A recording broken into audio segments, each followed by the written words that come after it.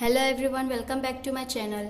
आज मैं आपको fall in love with me का 4th पार्ट एक्सप्लेन करूंगी। बट उससे पहले अगर आपने पहले वीडियोस नहीं देखे हैं तो वो देख लें ताकि आपको ये ड्रामा अच्छे से समझ में आए। और हाँ, वीडियो को लाइक और चैनल को सब्सक्राइब करना ना भूलें। ड्रामे की स्टार्टिंग में हम देखते हैं शावलू को, जो कि अपना चेहरा है वो सेक रहा होता है। अंकल फू से कहते हैं कि उन्होंने कुछ ज़्यादा ही ज़ोर से उसे मार दिया क्योंकि उनको मालूम नहीं था कि उसका इंटेंशन क्या था। तभी ताउजी की मॉम डिनर लगाती है। डिनर करते समय अंकल फू है जो वो कहते हैं कि आज भी ताउजी की मॉम का हाथ का जो खाना है वो उतना ही टेस्टी है क्योंकि वो 2 सीक्रेट इंग्रेडिएंट अपने खाने में डाली हैं। तो पहला पूछने पर वो बताते हैं कि चिकन सूप, उन्होंने चिकन सूप यूज़ करा है अपने खाने में तो वो खाना इतना अच्छा बना है। और सेकेंड ताउजी पूछती है तो अंकल फू कहते हैं कि काइंडनेस। ये सुनकर ताउजी के डैड थोड़ा सा उखड़ जाते हैं और कहते हैं कि तुम्हें कुछ नहीं मालूम, ये मेरी वाइफ है, मैं अपनी वाइफ के बारे में ज़्यादा जानता हूँ। आगे हम ताउजी की मॉम को देखते हैं जो कि शावलू की तारीफ़ कर रही होती है कि वो कितना अच्छा है। अगर वो लुतेंशी जैसा नहीं दिखता तो उनसे वो गलती कभी भी नहीं होती। इस पर अंकल फू कहते हैं कि लुतेंशी भी बहुत अच्छा है, अगर आप लोग चाहें तो मैं एक दिन लुतेंशी से मिलाना चाहूँगा आप लोगों को। इस पर ताउजी के डैड कहते हैं कि इसकी कोई ज़रूरत नहीं, अब वो हमारा दुश्मन है, उसे कह दो कि वो उस कंपनी कभी भी नहीं खरीद पाएगा और उसके पास जो उसके शेयर है वो हम लोग एक दिन ज़रूर वापस ले लेंगे उससे। आगे हम शावलू को अंकल फू से ये पूछते हुए देखते हैं कि अंकल फू और ताउजी के पेरेंट्स के बीच में क्या चल रहा है, और यही सवाल ताउजी भी अपने पेरेंट्स से पूछती है। तो दोनों लोगों का यही जवाब होता है कि जो अंकल फू है वो ताउजी की मॉम के एक्स बॉयफ्रेंड है। जो ताउजी की मॉम और डैड और अंकल फू है वो एक साथ पढ़ा करते थे।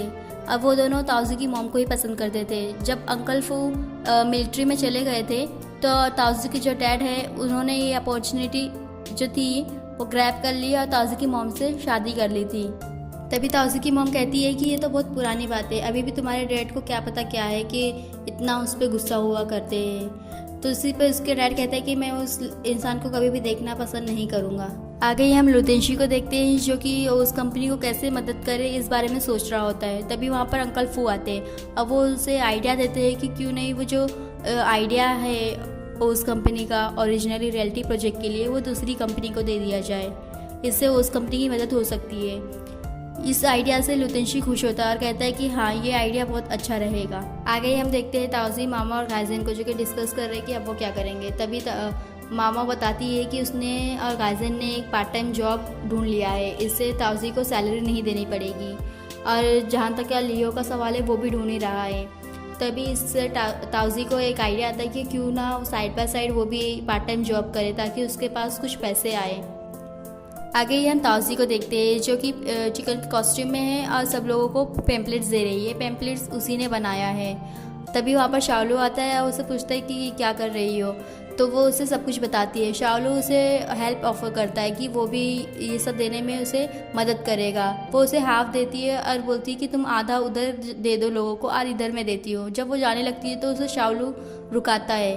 वो उसके जो शू होते हैं उसके लेस खुल गए होते हैं तो वो उसे भागने लगता है। आगे हम शावलू और ताउजी को देखते हैं जो कि ब्रेक ले रहे हैं। तभी ताउजी को शावलू कहता है कि अगर तुम अपना जो लकी नंबर है उसको सोचते हुए विश करोगी तो तुम्हारा जो विश है वो पूरा होगा। जब ताउजी नंबर काउंट करते हुए विश कर रही होती है तभी उसे एक कॉल आता है। ये GRLT के वहाँ से आया होता है और वो लोग उसके साथ बिजनेस करना चाहते हैं।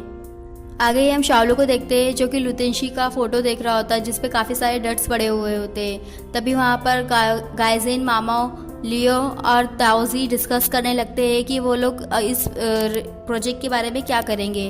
तभी वहाँ पर ताउजी कहती है कि जो भी गैलेक्सी रियलिटी प्रोजेक्ट के लिए उन लोग का आइडिया था वो इस बार यूज़ कर सकते हैं इसमें। और जहाँ तक एक्टिंग की बात है वो आंटी जिंग से ही एक्टिंग करवाना चाहेगी। इस पर गाइजेन कहता है कि तुम पागल तो नहीं हो गई, तुम ये क्या करवाना चाहती हो, क्योंकि आंटी जिंग रिटायर हो चुकी है, वो अभी एक्टिंग नहीं करती है और उन्हें मनाना काफ़ी दिक्कत भरा होगा, कोई भी उन्हें जल्दी से मना नहीं सकता। पर ताउजी कहती है कि वो आंटी जिंग से ही एक्टिंग कराना चाहेगी, तभी जो उनका प्रोजेक्ट है वो अच्छा लगेगा। आगे ही हम शावलू को देखते हैं जो कि अंकल फू से पूछ रहा होता है कि वो आंटी जिंग के बारे में क्या जानती हैं। तो वो बताते हैं कि आंटी जिंग रिटायर हो चुकी हैं और उनका जो रीज़न है वो ये है कि उनका जो लड़का था वो उनसे काफ़ी दूर हो चुका था। अब वो हमेशा यूएस में ही रहता है और कभी भी उनके पास लौट कर नहीं आता है, इसलिए अब उन्होंने एक्टिंग करियर छोड़ दिया है। शाओलू सोचता है कि अगर ताओजी बिना ये सब जाने ही आंटी जिंग को मनाने जा रही हैं तो वो बहुत बड़ी बेवकूफ़ी करने जा रही है, क्योंकि आंटी जिंग ऐसे तो नहीं मानेगी। शाओलू अंकल फूसो कहता है कि वो ताओजी और लुतेंशी का जो मीटिंग है वो फिक्स करे, ताकि वो उसे आंटी जिंग के एक्टिंग करियर के बारे में बता सके और उसे कुछ फ़ायदा हो ये सब जानकर। आगे हम अंकल फू को देखते हैं जो कि ताओजी से मिल रहे हैं और कह रहे हैं कि उनका जो मास्टर है लुतेंशी वो उनसे मिलना चाहता है। आगे हम ताओजी को देखते हैं जो कि एक बड़े से रेस्टोरेंट में आई है। वहाँ पर लुतेंशी उसका पहले से ही वेट कर रहा है। जैसे वो वहाँ पहुँचती है उसे मेन्यू कार्ड दे दिया जाता है और उसे ऑर्डर करने के लिए कहता है। जब वो ऑर्डर करने के लिए मेन्यू कार्ड खोलती है तो उसकी आंखें फटे की फटे रह जाती है, क्योंकि जो प्राइस होता है चीज़ों का वो कुछ ज़्यादा ही हाई होता है। लुतेंशी ये देखने के बाद उसे कहता है कि तुम इसकी चिंता मत करो, ये मेरी ट्रीट है, इसका पैसा सारा मैं दूंगा, तुम्हें ये सब की चिंता करने की कोई ज़रूरत नहीं है, तुम बस ऑर्डर करो। वो कहती है कि तुम मुझे यहाँ पर क्यों बुलाया है, तुम पहले ये बताओ, और मैं तुम्हारे साथ ऐसा डिनर करने के लिए मेरे पास टाइम नहीं है, मेरे पास अभी भी बहुत ज़्यादा काम है, तुम्हारे पास शायद ना हो कुछ करने के लिए, पर मेरे पास बहुत काम है करने के लिए। लुतेंशी ताओजी से कहता है कि वो जानना नहीं चाहेगी कि आंटी जिंग ने अपना करियर क्यों छोड़ दिया, उन्होंने रिटायरमेंट क्यों ले ली। ताओजी उसे कहती है कि हाँ वो जानना चाहेगी, और अगर वो उसे पहले ही बता दे तो वो उसके लिए शुक्रमंद रहेगी। बट लुतेंशी उसे कहता है कि वो डिनर के बाद ही उसे बताएगा।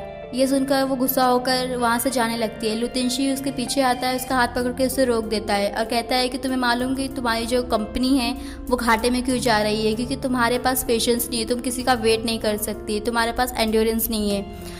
ये सुनकर उसे ज़्यादा गुस्सा आता है और वो उसका हाथ हटाने लगती है, छोड़ाने लगती है अपने हाथ से। तभी उसका जो लुतेंशी का वॉच होता है वो उसके बालों में फंस जाता है। वो उसको कहता है कि रुको, हिलो मत। अब वो अपना वॉच निकालने लगता है। यही देखते हैं कि जो ताओजी होती है वो उसका हाथ इतने ज़ोर से घुमाती है कि जो लुतेंशी का वॉच होता है वो उड़ के काफ़ी दूर पहुंच जाता है। आगे ही हम लुतेंशी और ताओजी को देखते हैं जो कि वॉच को रिपेयर कराने आए हैं। लुतेंशी को ताओजी कहती है कि सॉरी, उसे नहीं मालूम था कि जो लुतेंशी की वॉच है वो इतने ज़्यादा दूर जाके गिरेगी। वो उसे कहती है कि वो रिपेयर का पैसा दे देगी, अगर रिपेयर नहीं हो पाएगी तो वो उसे एक न्यू वॉच भी दे देगी खरीद के। इस पर लुतेंशी कहता है कि वो एक लिमिटेड एडिशन थी, क्या वो उसे खरीद के दे पाएगी। तभी वहाँ पर जो रिपेयर करने वाला आदमी होता है वो आता है और कहता है कि वो रिपेयर हो जाएगी और उसके लिए $2000 लगेंगे। ये सुनकर तो हैरान हो जाती है ताओजी कि इतने सारे पैसे लगेंगे। वो लुतेंशी को कहती है कि वो उसे ये पैसा ज़रूर वापस करेगी, वो उसे इंस्टॉलमेंट में सारे पैसा वापस कर देगी। लुतेंशी से कहता है कि उसे भरोसा नहीं, उसे लिख के देना चाहिए। वो उसके लिख कर दे देती है कि उसे उसका इतना पैसा उसे वापस देना है। जब ताओजी वहाँ से जाने लगती है तो लुतेंशी उसे रुकने के लिए कहता है और कहता है कि अगर तुम मेरा पैसा वापस नहीं करोगे तो मैं क्या करूँगा, ये सिर्फ लिखा हुआ जो है वो इतना काफ़ी नहीं है, मुझे तुम्हारा कुछ सामान भी रखना चाहिए।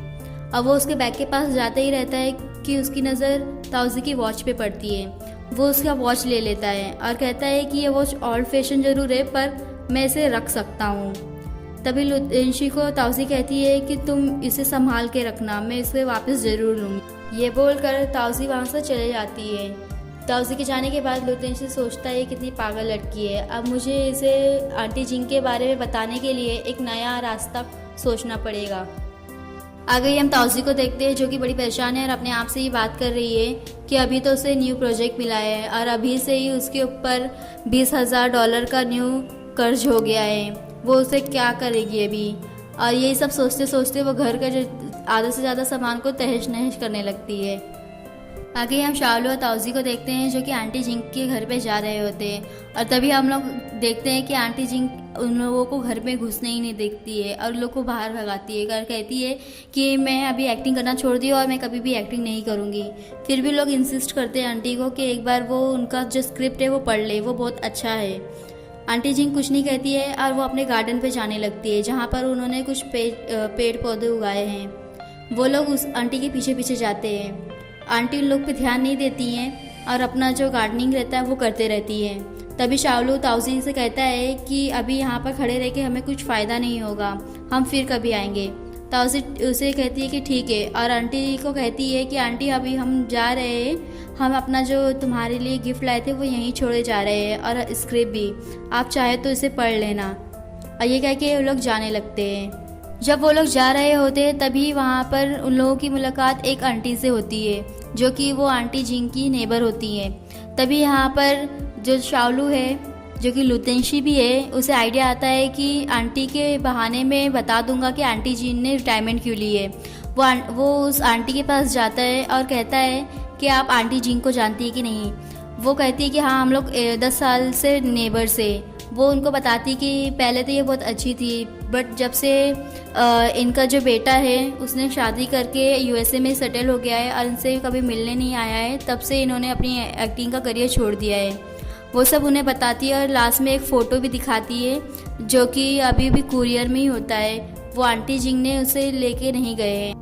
तभी ताउजी उस कुरियर को देखती है और कहती है कि ये तो आंटी जिंग की डॉटर इन लॉ ने उन्हें भेजा है, और इसके पीछे उनकी डॉटर इन लॉ का नाम और एड्रेस भी है, इससे हम उनके बेटे को ढूंढ पाएंगे। इसलिए वो उस कुरियर का फ़ोटो ले लेती है जहाँ पर नाम और एड्रेस रहता है, ताकि वो उन्हें ढूंढ पाए और आंटी जिंग को मिला पाए उनसे। आगे हम ताउजी, शाओलू और माओ को देखते हैं, जो कि एड्रेस ढूंढ रहे हैं। तभी शाओलू जो है उसे एड्रेस मिल जाता है। माओ कहती है कि शुक्र है तुम्हें मिल गया, अब मैं अच्छे से खा पाऊंगी। अब वो खाने के लिए चले जाती है। तभी ताउजी आती है और कहती है कि अब मैं उन्हें ईमेल करती हूँ। अब वो ईमेल करने लगती है। आगे हम देखते हैं ताउजी की मॉम, डैड, लियो और शाओलू को, जो कि ताउजी के घर पे है। ताउजी की मॉम बता रही होती है कि लग रहा है ताउजी को आजकल बहुत ज़्यादा स्ट्रेस है, क्योंकि उसने घर के कुछ सामान को उथल पुथल करके रखा है।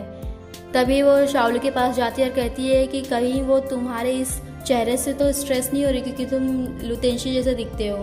वो ताउजी की मॉम को कहता है कि आंटी जरा आप पीछे होइए, आप मुझे सफोकेट कर रही हैं। तभी उसके डैड जो होते ताउजी की, वो ताउजी की मॉम को वहाँ से लेकर जाते हैं और कहते हैं कि तुम उसे डरा रही हो। तभी लियो ताउजी की मॉम को कहता है कि ऐसा कुछ नहीं है, वो हम लोगों को न्यू प्रोजेक्ट मिला है, शायद इसीलिए वो स्ट्रेस है। और वो ताउजी की मॉम को कहता है कि वो कुछ स्नैक्स लेके आया है और वो उसे उन्हें दे देता है। तभी ताउजी की मॉम कहती है कि तुम कितने डल दिखने लगे हो, तुम हमेशा उस कैमरे के सामने बैठे रहते हो, डायरेक्ट करते रहते हो, लाओ मैं तुम्हारे शोल्डर को थोड़ा मसाज दे दूँ। वो कुछ ज़्यादा ही मसाज देने लगती है, क्योंकि उसका जो फेस होता है वो फ़नी होता है। तभी वो शाओलू को देखती है और कहती है कि तुम्हारा भी जो स्ट्रेस है वो दूर कर सकती हो, आओ मैं तुम्हें भी मसाज दे दूँ। तभी शाओलू को याद आता है कि अगर वो उनको टच करने दिया तो उनको पता चल जाएगा कि वो शाओलू नहीं लुतेंशी है। तभी वहाँ पर एपिसोड ख़त्म हो जाता है, जब उसकी मॉम शाओलू को टच कर रही होती है, और अभी आगे नहीं पता चला है। तो जानने के लिए स्टे ट्यून्स।